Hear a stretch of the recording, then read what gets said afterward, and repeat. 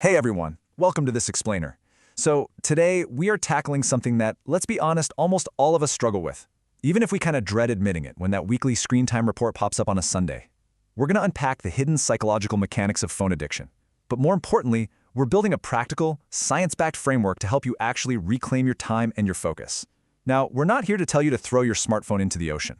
Instead, we're going to look at the data, understand exactly what's happening in our brains, and give you the tools to take your life back. Okay, let's just dive right in with this absolutely staggering number, 7.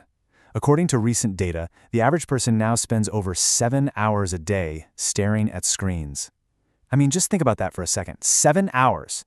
Between our phones, computers, tablets, the TV, this number has just slowly crept up on us, fundamentally altering how we experience the world. And when you actually account for the time you spend sleeping, that's 7 hours, it equates to roughly half of your entire waking life. 50%, half of your conscious existence is currently being mediated through a glowing rectangle. When you visualize it as this massive chunk of your day, it really puts the sheer scale of our digital consumption into perspective, doesn't it? Which brings us to a rather uncomfortable question. Do you actually feel good about how much time you spend on your phone? You know, in survey after survey, when asked this honestly, the vast majority of people say no. We know on some deeper, intuitive level that something is off. We feel the restlessness, that eye strain, the low-grade anxiety, yet the pull is undeniably real.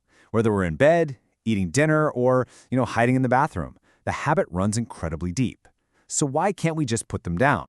Section 1. Designed for addiction. To really get why it's so hard to look away, we have to realize your phone isn't just some neutral tool sitting in your pocket waiting to be used. It is highly engineered by behavioral scientists to keep you engaged. The core mechanism they use is something called a variable reward schedule. Basically, this is the exact same psychological principle that makes slot machines so incredibly compelling in a casino. When a reward arrives unpredictably, like sometimes you get an exciting notification, sometimes you don't, sometimes your feed shows a hilarious video, sometimes it's completely boring, your brain's dopamine system just goes into absolute overdrive. You aren't actually addicted to the content itself, you're addicted to the uncertainty of what that very next swipe might bring. Add in the infinite scroll, and, well, you've got a perfect storm. Think about how we used to consume media. Books have chapters, right? They have a final page. TV shows have ending credits. These were natural, built-in stopping points that gave your brain a literal cue to step away. Infinite scroll completely removes those boundaries. There is no end to signal that it's time to stop. Combine that with a highly tuned algorithm that learns with extraordinary precision exactly what keeps you watching, and man, you are fighting a seriously uphill battle. So the absolutely crucial point here is that none of this is by accident. Former Google design ethicist Tristan Harris puts it chillingly and, honestly, pretty plainly. A very small group of tech engineers are essentially steering the thoughts and the attention of 2 billion people worldwide. Your distraction is literally their business model. Section 2. The real cost of screen time. All this daily hijacking, it really builds into massive cognitive and emotional costs. And to truly understand the impact, it's super important to separate the damage into 2 distinct buckets: direct and indirect costs. The direct costs, those come from the content itself. Algorithms have a built-in negativity bias. They surface stuff that provokes strong, often outrage-driven reactions because, well, that's what keeps you clicking. Then you've got the damaging social comparisons. But the indirect costs, those are arguably worse. This is the opportunity cost of your time. Hours spent on a screen are hours not spent on things that genuinely boost human well-being, like physical movement, face-to-face connection, proper sleep, and time spent out in nature. And then there's the massive attention cost. The research on this is just staggering. 23. Research by Gloria Mark at the University of California reveals that it takes an average of 23 minutes for your brain to return to full focus on a task after a single digital interruption. 23 minutes! Every time your phone buzzes and you glance at it, it's not just a momentary 2-second distraction. It is a huge cognitive disruption that fragments your concentration for nearly half an hour. But hey, here is the incredible news. Creating limits actually works, and the results happen surprisingly fast. In a super powerful 2018 study from the University of Pennsylvania, researchers had one group use social media normally, while another group was limited to just 30 minutes a day. After only 3 weeks, the group with the 30-minute limit reported significantly lower levels of loneliness and depression. Just putting a basic boundary around the behavior profoundly improved their mental health. Section 3. reclaiming boredom. To really break this cycle, we need a complete paradigm shift. You see, modern society has made us deeply, profoundly uncomfortable with boredom, reflexively filling any quiet moment with a screen. But science tells us that boredom actually isn't a problem to be solved. When you're bored, your brain isn't just shutting down. It activates this incredible neural framework called the default mode network. This network only fires up during unstructured, unstimulated time.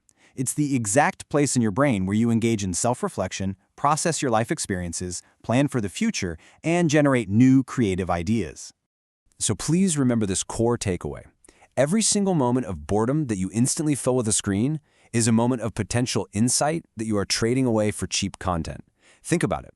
When you pull out your phone while waiting in a checkout line, you are literally stifling your own imagination and creative potential just to consume someone else's highlight reel. Section 4. Digital minimalism and taking action. So how do we actually fix this? Well, author Cal Newport offers a fantastic framework called digital minimalism. Now, don't worry, this isn't about retreating to a cabin in the woods without Wi-Fi. It's entirely about intentionality. It's recognizing the profound difference between choosing to use your device and letting your device use you. Using your phone to call a friend or learn a new skill, that is intentionality. That's using the phone as a tool that serves your values. But mindlessly scrolling for an hour because you felt a tiny flicker of boredom, that's passivity. That is simply allowing yourself to be farmed for engagement data by a tech company. The point is, you are allowed to choose how you use this tool. To help you get started on making that choice, here is a quick 5-step action plan.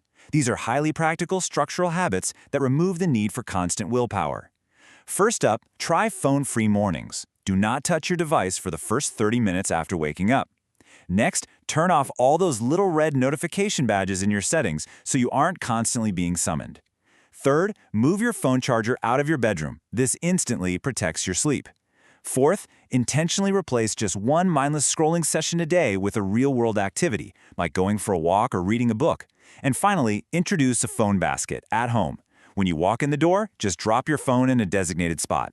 If it's not in your pocket, you simply won't reflexively reach for it.